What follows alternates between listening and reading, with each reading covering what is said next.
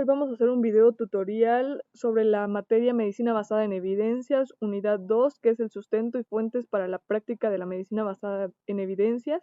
El título del trabajo es el uso de mallas en hernioplastía inguinal y los integrantes del equipo es Perla Leticia Morales Burguete, Jocelyn Andrea Trujillo Mijangos, Mauricio Yair Hernández Díaz, y la fecha de entrega del trabajo es el 29 de octubre del 2025, en el cual vamos a mostrar nuestras preguntas clínicas estructuradas en forma PICO, es decir, la P de paciente, la I de intervención, la C de comparación y la O de resultados OMET, en el cual designamos que la P va a ser pacientes adultos con diagnóstico de hernia inguinal, la intervención va a ser la reparación quirúrgica con colocación de malla, hernioplastía con malla, la comparación va a ser con la reparación quirúrgica sin malla, hernioplastía convencional o con sutura primaria, y los resultados van a ser la disminución de la recurrencia hernial, menor dolor posoperatorio y menor tiempo de hospitalización, en el cual vamos a mostrar la búsqueda en PubMed, que va a ser la siguiente paso que vamos a dar.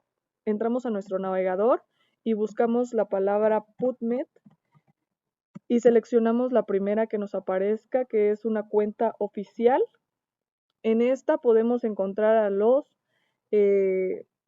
MESH, que son un vocabulario creado para la organización de información médica en PubMed, y le damos un clic para seleccionar, en el cual, como ya se mencionó, vamos a dar el tema de hernia. Buscamos nuestro tema, que va a ser hernia. Ya que nos aparezca el tema que estamos buscando, en este buscamos más determinadamente. Por ejemplo, nosotros estamos buscando el tema de hernia inguinal. Le damos un pequeño clic en el cual nos aparecen más parámetros para determinar esta búsqueda. En esta también tenemos los operadores booleanos, que son estos, que pueden ser and, or o not.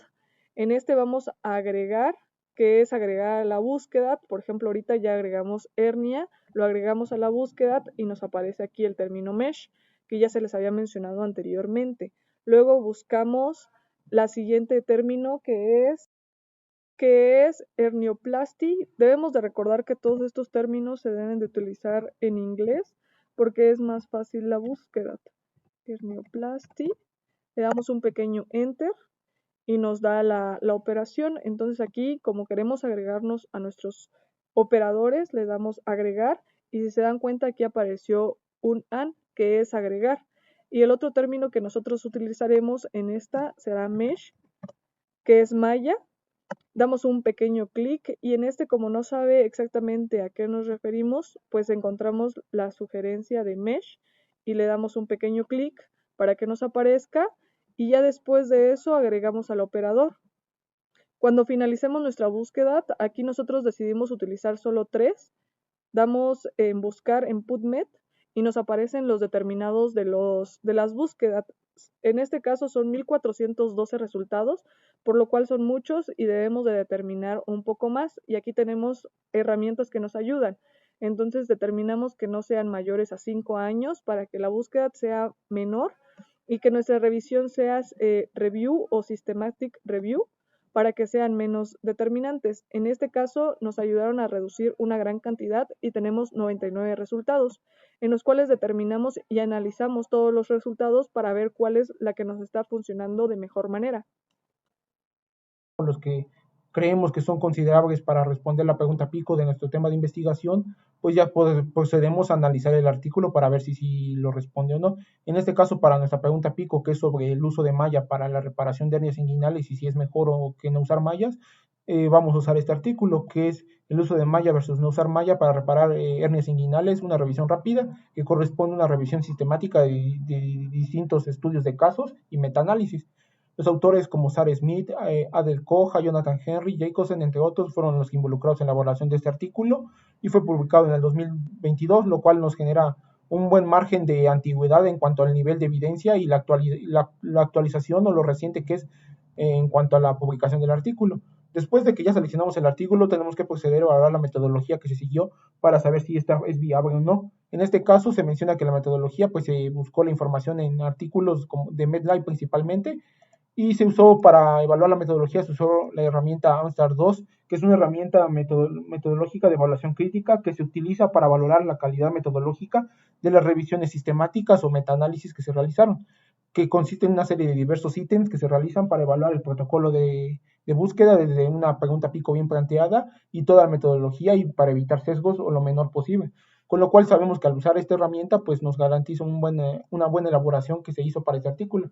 También podemos analizar otras fuentes, en este caso el artículo cuenta con su esquema Prisma, que es otra herramienta que se utiliza para evaluar cómo fue el proceso o la metodología que se siguió para hacer este estudio y que se puede replicar para otros investigadores que quieran hacerlo. En este caso se menciona que la muestra total fue de 4.266 artículos, de los cuales se eliminaron 11, de ahí se eliminaron otros 4.047 porque no cumplían con los requisitos necesarios y por último se eliminaron otros 198, quedando al final con una muestra de tan solo 12 artículos, de los cuales 7 eran revisiones sistemáticas y otros eran registros de análisis.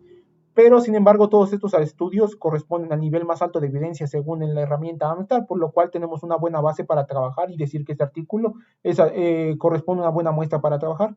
También se menciona que todos los estudios fueron limitados a revisiones sistemáticas, metaanálisis y análisis de registros, lo cual nos da un buen nivel de evidencia.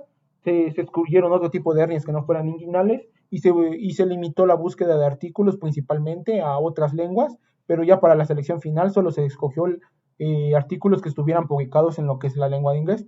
Y sin embargo ahí es donde entra la posible cantidad de sesgos que tenga, porque si bien fue hecho de una buena herramienta metodológica, este artículo no se escapa de los sesgos. Uno de esos es que solo se buscaron artículos en la fuente de Mainline y no se buscaron de otras bibliotecas como Embase o Centra. También que si eso puede llegar a sobreestimar o subestimar efectos sobre los resultados de las operaciones realizadas sobre hernia con malla o sin malla. También hay que mencionar que se limitó para la selección final de los artículos, se limitaron solo los que eran en lengua inglés, por lo cual nos limita mucho para artículos que hayan publicado en otras lenguas, que quizás también podían cambiar mucho el panorama sobre los resultados de este artículo. Pero que si bien son sesgos hasta cierto punto menores que pueden sobreestimar o subestimar resultados, siguen siendo viables para lo que siguen siendo menores a comparación de toda la herramienta metodológica y los resultados que respondió. Por último, hay que mencionar que si este artículo responde o no a la pregunta pico que nosotros hicimos sobre si el uso de malla reduce el tiempo postoperatorio, el dolor postoperatorio y las complicaciones a largo plazo.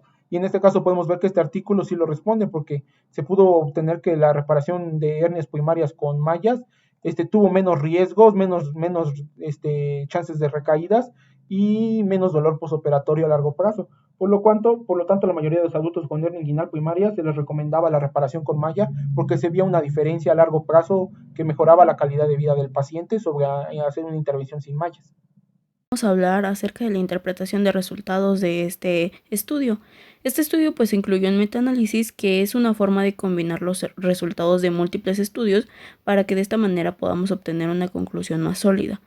Al interpretar estos resultados, pues es crucial entender conceptos como el intervalo de confianza. Por ejemplo, este estudio encontró que el uso de la malla reduce significativamente la recurrencia de la hernia. Los intervalos de confianza en los forest plots pues nos ayudan a ver la magnitud de este efecto y si es estadísticamente significativo. Si el intervalo no cruza la línea del no efecto, podemos confiar más en que sí hay una diferencia real. En cuanto al dolor crónico, pues los resultados fueron mixtos. En general, no hubo una diferencia significativa entre el uso de la malla y la reparación sin malla. Hablando acerca de las limitaciones y la aplicación de los resultados en este estudio, pues los metaanálisis dependen de la calidad de los estudios originales. Estos pacientes pues pueden ser no representativos para este estudio porque no todos son iguales. ¿Y cómo aplicamos esta evidencia en la práctica diaria? En el primer nivel de atención podemos usar esta información para educar a los pacientes sobre opciones de tratamiento. Podemos explicar que la malla reduce la recurrencia, pero que no elimina el riesgo de complicaciones como el dolor crónico. Aunque este estudio también identificó factores como el índice de masa corporal alto y el tabaquismo, que aumentan la recurrencia independientemente de la técnica quirúrgica. Por lo tanto, es crucial abordar estos factores con los pacientes. Y en cirugía, estos resultados refuerzan la importancia de seleccionar la técnica adecuada para cada paciente y de esta manera discutir los riesgos y beneficios para cada opción.